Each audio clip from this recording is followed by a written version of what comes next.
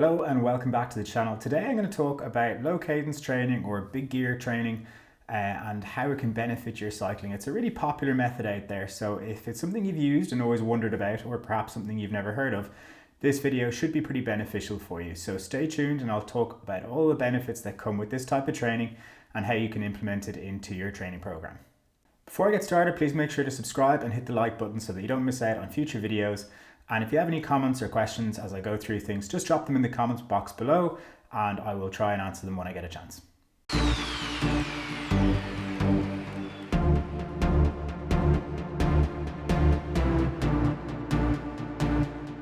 So what is low cadence training? Well, low cadence, over gear, big gear, high torque training all comes under the same umbrella of training, and basically there's a greater load across the entire pedal stroke, and there's a greater level of force and torque being applied.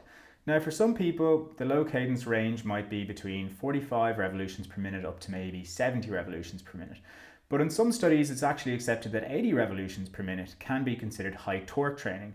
Think about an extremely high power output effort, something like 1600 watts, for example. At 80 RPM, there's actually going to be a huge amount of torque here. So the ranges of low cadence training, or what's considered low cadence training, is actually quite wide. Now, for the average person, I think somewhere between 45 to 70 is a pretty good range, maybe even more like 45 to 60. And if you're a slightly more beginner cyclist, a slightly higher cadence will be probably a little bit safer and easier to manage, whereas a more experienced cyclist might go down as low as 40 or 45 and have a really good response to that type of training because they can manage it particularly well. There are two fairly common applications of overgear training, or whatever term you want to use to call it. And this is your standing start or your sort of longer progressive slow grind efforts. Both will be able to utilize the same sort of principles and get that sort of same scenario of high torque that you're trying to adapt from. So why is low cadence training beneficial? Well, we have a lot of anecdotal evidence in the last while from both athletes and coaches who have seen it make a really positive impact on their training and their performance. But the research hasn't really caught up to this, and there's not a huge amount of research studies being done on low cadence training, and the ones that are don't tend to define it or limit the parameters of it well enough to be able to really tease out what makes it beneficial. But there are a couple of papers there that have given us some really good information, which I'll go through with you now. So to begin with, low cadence training or overgeared work will help with your strength development and your application of strength. It does this by helping you recruit larger muscle units which can produce greater amounts of force. Now, strength is actually a skill, and what we're doing is we're trying to train the neuromuscular activation of larger motor units. So some people say this is like strength training on the bike, and in a certain sense they're correct. We are actually training that ability to activate more muscle and produce more force. But if maximal force production is something that you're lacking and you want to work on, then really doing resistance training through strength and conditioning in a gym-based scenario is going to be more effective. So where low cadence training can be quite beneficial for developing strength is that it sort of helps translate the force that you've learned to develop in a gym-based scenario and actually put it into a bit more of a sport-specific movement pattern on the bike, so that you're activating muscles in such a way that they're quite efficient at applying force throughout your entire pedal stroke. By recruiting larger motor units through load rather than metabolic demands, you can actually influence your type 2B fibers to start taking on more aerobic characteristics. And if larger muscle units that can produce greater power become more aerobic, then your ability to sustain higher power outputs for longer durations improves, and so too does your performance. And this is particularly beneficial for time trialists and triathletes who may want to produce great force and keep their speed up over much longer durations. Overgear training is also very good for working on your pedaling technique. It can help you iron out parts of your pedal stroke where you maybe lose force. It can help you develop good strength and good posture on the bike if you focus on that sort of area. And it can be really beneficial in trying to avoid sort of postural fatigue over longer durations of cycling. So by doing some overgeared work and really concentrating on your technique, your pedaling mechanics and your posture, you can actually get quite a lot of benefits in terms of fatigue resistance, which will ultimately lead to an improved performance. Possibly one of the greatest adaptations from overgeared work is your strength endurance and your ability to actually resist fatigue.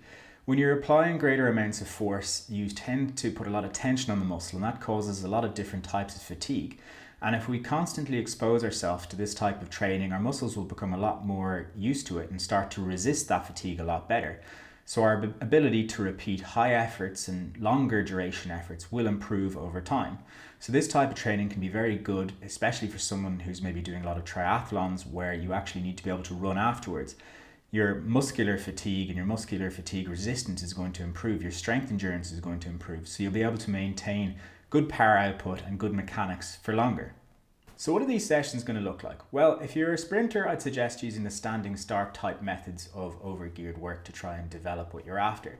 Basically, you want to start from a very slow moving bike, just enough that you can maintain your balance, and you want to start in a gear that you really need to overcome. You can't just spin up your cadence rapidly. You've got to really grind the gear up to speed.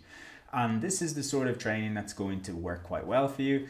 And something like 20 seconds on, 20 seconds where you're really trying to drive the bike up to speed in a gear that's just a little bit too much, and then maybe 40 seconds off is a really good session. Now, the amount of reps you're going to do is entirely down to your level of experience and ability. So use your best judgment there. But that is your typical standing start type session. Just nice, sort of just keeping the balance, bike nice and slow, and then really driving the gear up to speed, starting from a really slow kind of motion.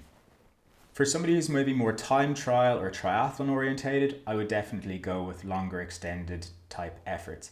So something like, maybe 80 to 90% of threshold where you're maybe riding for 2 to 3 minutes in a low cadence. Again, for me, I would suggest something between about 50 and 65 RPM, maybe a little bit lower if you're a little bit more advanced. And then basically just trying to get used to this and building up those sections so that you're working maybe 5 minutes, then 10, then 20, and maybe even longer depending on what your event demands are.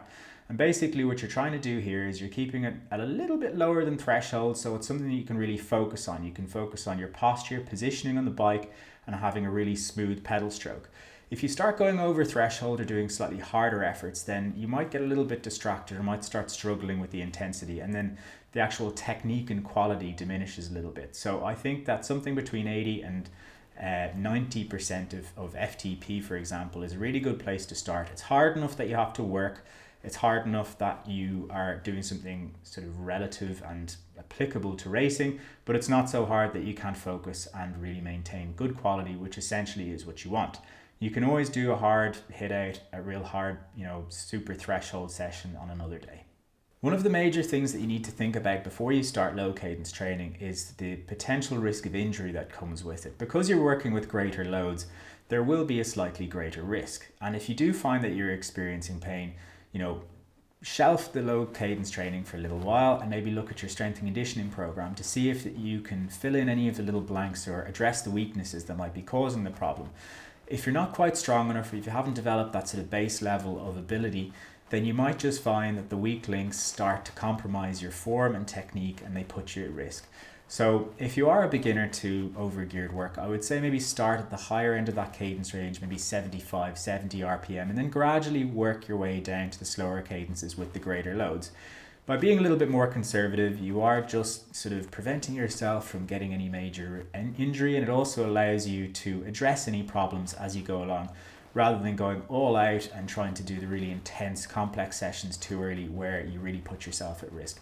So use your best judgment. If you're not used to this type of training or if it's something new to you, start easy and then just gradually progress as you start to build confidence and build your ability. So I hope there's some food for thought there and some potential opportunity for you to implement this training method into your training and get some benefit. I definitely find it beneficial. I've definitely used it in the past, and I think it's particularly good for preventing fatigue and just making you a little bit more fatigue resistant over long days of work. So for triathlon, I think it's particularly good, but then also for long distance or longer time trials, I also find it really beneficial. But I know it's not for everyone. There's plenty of coaches out there who probably don't like it as well. So if you have found it beneficial or if you have different thoughts on it, please pop it in the comments below and let's see what people think. Once again, please subscribe and hit the like button if you found the video useful and beneficial. There's some also other videos on the channel there that could help as well for cycling, so check them out. But until next time, enjoy your training and I'll see you soon.